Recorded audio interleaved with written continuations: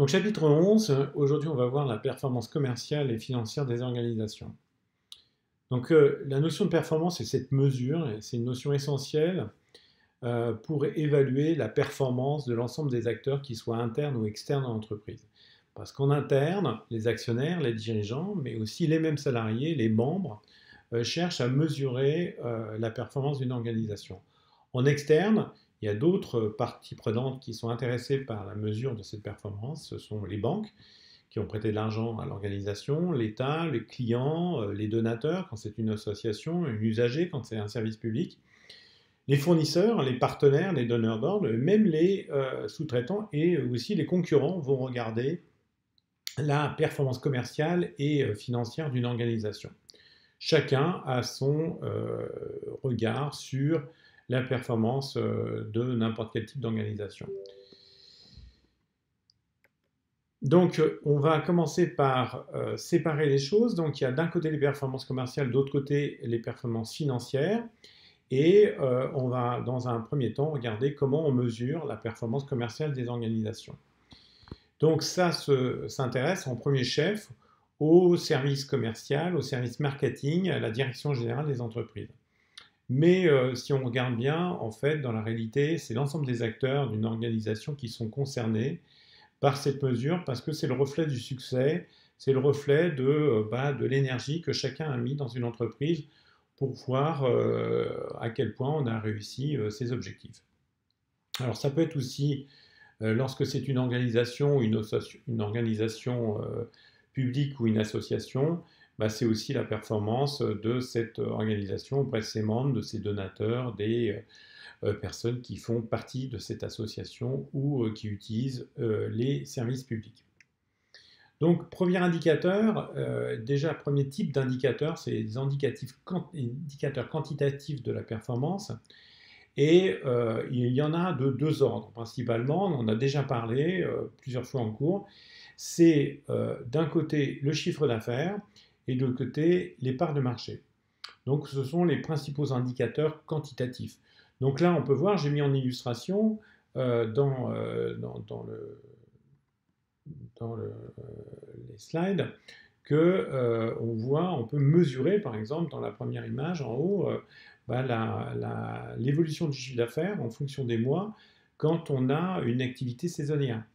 Donc on ne va pas comparer forcément globalement d'une année à une autre, mais on va comparer le mois de la même année au mois de l'année suivante ou de l'année précédente. C'est ce qu'on fait en général, par exemple, dans le marché de l'automobile. On compare les chiffres de Renault du mois de mai par rapport au Renault du mois de mai de l'année précédente. Donc la deuxième partie, c'est les parts de marché, et ça permet de voir la puissance qu'on peut avoir par rapport aux différents offreurs sur un marché. Donc premier point, le chiffre d'affaires, ça se mesure en volume et en valeur, et dans une entreprise, l'activité représentée par les ventes, c'est la quantité ou la valeur des biens, des services vendus. Donc le chiffre d'affaires correspond au montant des ventes. Donc on l'a déjà vu précédemment, un chiffre d'affaires, ça se calcule assez simplement, c'est la quantité vendue multipliée par le prix de vente. Et quand on a un prix moyen, eh ben on va parler de volume des ventes que multiplie le prix moyen. Et si on intègre la variable du temps et la fréquence d'achat, notamment dans la grande distribution par exemple, eh bien le chiffre d'affaires, ça va être calculé par le nombre de clients que multiplie la fréquence d'achat, que multiplie le panier moyen. Donc dans un magasin, on ne comptabilise pas le nombre de clients, mais un nombre de passages en caisse. Parce qu'un client, ça ne veut pas dire grand-chose. Par contre, ce client, s'il vient tous les jours, eh ben, on va regarder si tous les jours, il vient et il achète globalement à peu près toujours pour la même somme.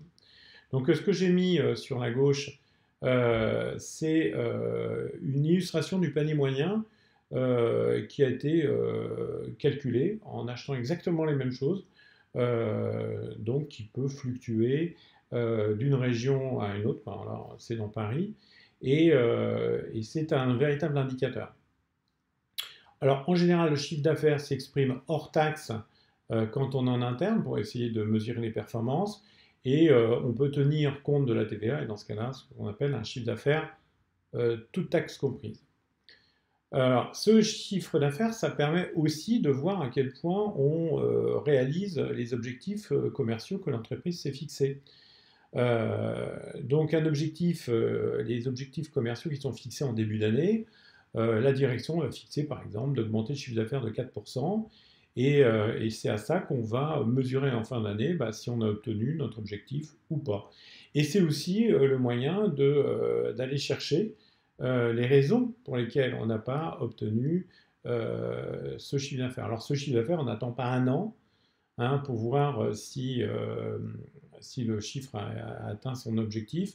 C'est pour ça qu'on a toujours des rapports de compte trimestriels pour pouvoir, après, disons, influer sur les variables de quantité ou sur les variables de prix ou sur les variables de fréquence d'achat. Deuxième point, la part de marché. La part de marché, comme son nom l'indique, ça représente la part des ventes d'une entreprise comparée aux ventes totales de tous les offreurs du marché. Donc ça permet de jauger son efficacité et de savoir comment on se place par rapport aux autres. Donc c'est assez facile en termes de représentation. On prend toujours cette image du camembert ou de la tarte, ce que vous voulez, mais quelque chose de rond, et on prend une part. Et donc, on voit la vente dans l'entreprise. Et bien, pour faire ce calcul, c'est assez simple. On prend les volumes de vente d'une entreprise qu'on va diviser par le volume total de tout le marché. Et on multiplie par 100 et ça nous fait notre part de marché. Donc, on peut faire une part de marché en volume ou une part de marché en valeur. La part de marché en volume, ça compte le nombre de ventes. Et la part de marché en valeur, ça compte le chiffre d'affaires de l'entreprise.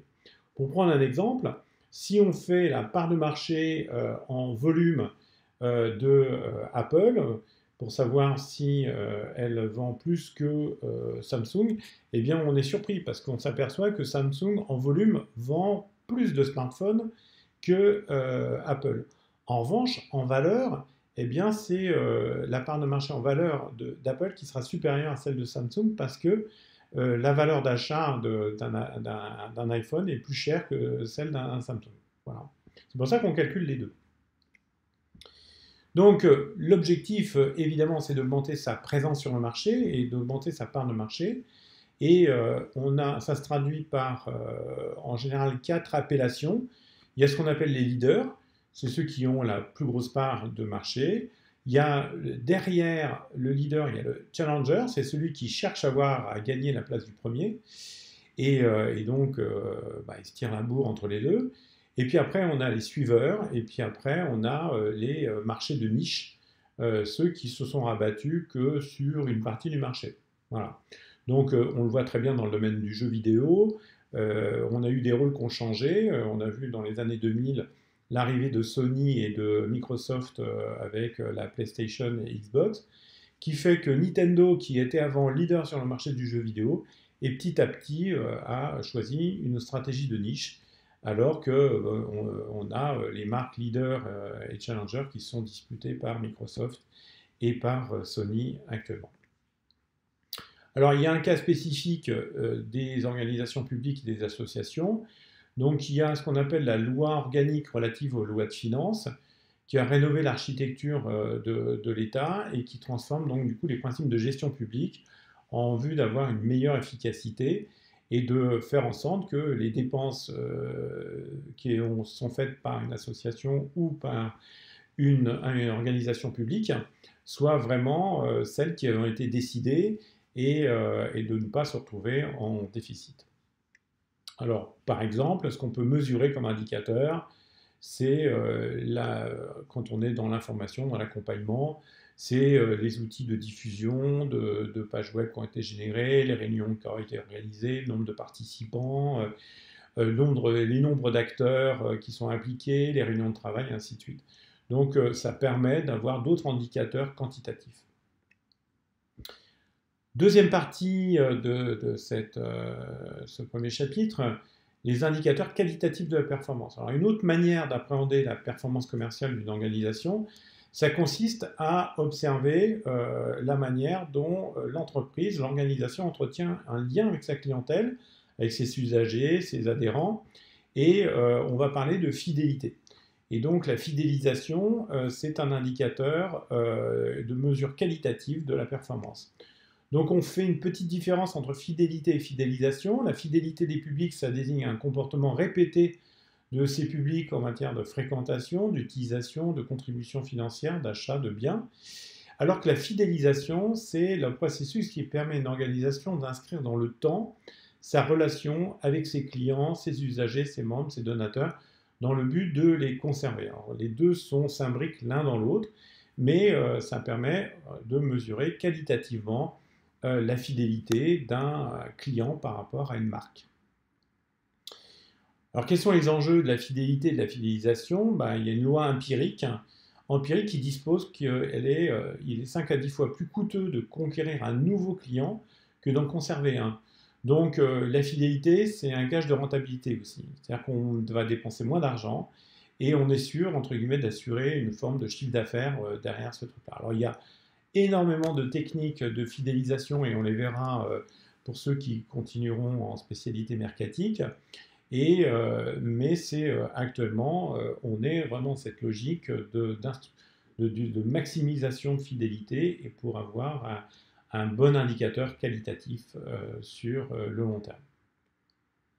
Alors, pour la notion de fidélité ou d'indicateur qualitatif dans une organisation publique ou dans une association, là, je vous ai montré dans ce document eh bien, la qualité de l'opinion vis-à-vis d'un service public, qui peut être la police, l'éducation nationale, la santé, la fiscalité, le logement.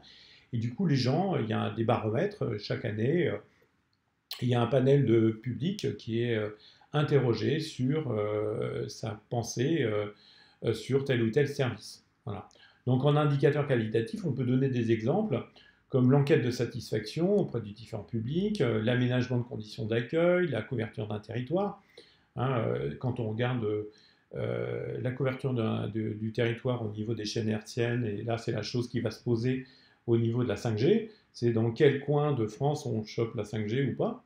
Et ça, c'est quelque chose qui peut se mesurer. Vous avez une autorité de régulation qui s'appelle l'ARCEP qui publie une carte régulièrement et on voit la qualité, entre guillemets, du réseau sur lequel on peut avoir. Voilà. Donc là, il y a plein d'autres critères que vous pouvez aussi ajouter dans cette mesure-là.